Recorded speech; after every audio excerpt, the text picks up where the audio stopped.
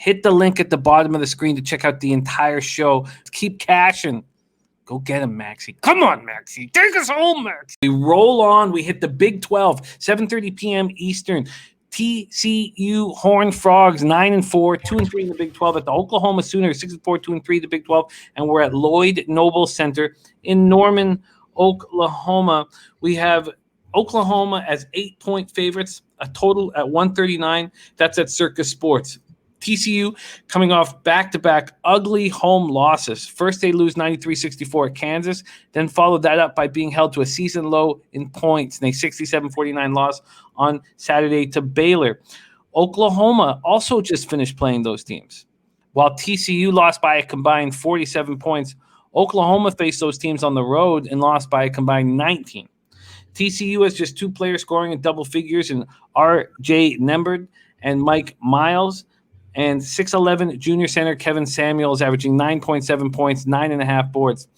Oklahoma senior forward Brady Manick is in quarantine right now.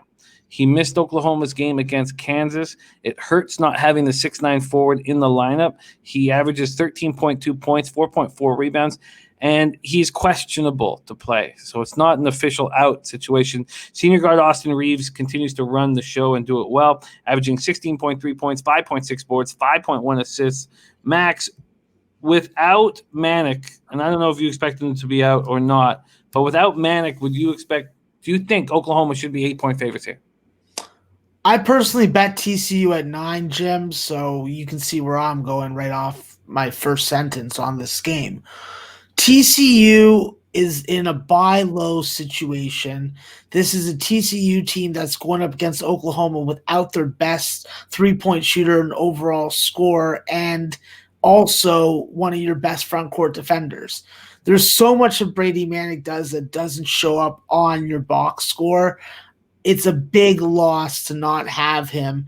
And I think that with the way that Austin Reeves gets to the free throw line, and a lot of those free throw trips are based off drives to the bucket, well, the mission is simple for Kevin Samuel. Stay on the floor, deter shots and deter drivers, and bang on the offensive glass and put frickin' Oklahoma in check.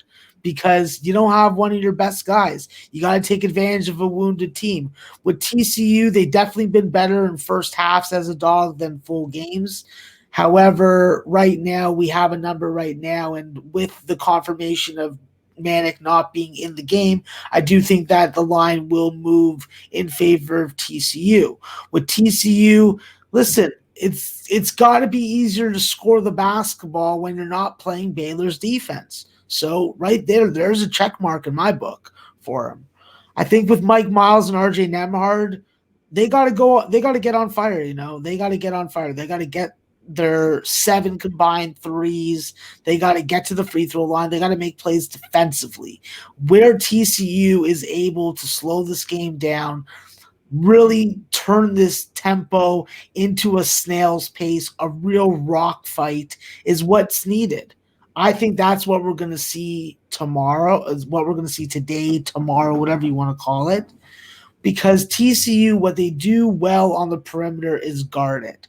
3-point defense is going to be critical against Oklahoma because we know who's on the other side over there. Umaja Gibson, former North Texas Mean Green shooting guard / point guard. Players don't like to be classified as a shooting guard or a point guard. They're all basketball players. I just learned that. However, I classify them by their position. So Umaja Gibson is a shooting guard / combo guard. And he's dangerous from the 3-point line, Jim. He eats a lot of burgers. He eats a lot of burgers. And when I say eat burgers, it's make threes. So I am worried about Umaja Gibson, and I'm also worried about a guy that you mentioned, also Austin Reeves. Austin Reeves does a lot of his work at the free throw line. Kevin Samuel, like I said, has to stop him there. With TCU, if they can keep their turnovers, let's say under 16, they have a good chance of staying in this game and maybe even winning it. I think that with TCU, they have to keep on getting to the free throw line. They have to really lock down that 3-point line and just, make shots. It's not hard to put up 65 points at this D1 level. I don't know if TCU is going to be able to do that, but I do think that this game struggles to get to 137. So I like the under in this game, and I like TCU. Well, I can still get you an 8. It's gone I'll down. take I'll take the 8. It's gone down to 7.5 at FanDuel. The 8 is juiced at Bet365, but it's not juiced at Circa. So +8, -110 at Circa. The total is 139 over at Circa. At FanDuel, it's moved down to 138.5, and at Bet365, it is 139.5, but it costs 5 extra cents at -115. Yeah, I'll take the 139.5. All right, we lock that in, and the under 139.5 at -115, and that is available at Bet365. Big 12 action for Max, and he's on the dog, TCU Horned Frogs, and that bet makes a lot of sense to me. Your breakdown makes a lot of sense. I think I'll be riding with you.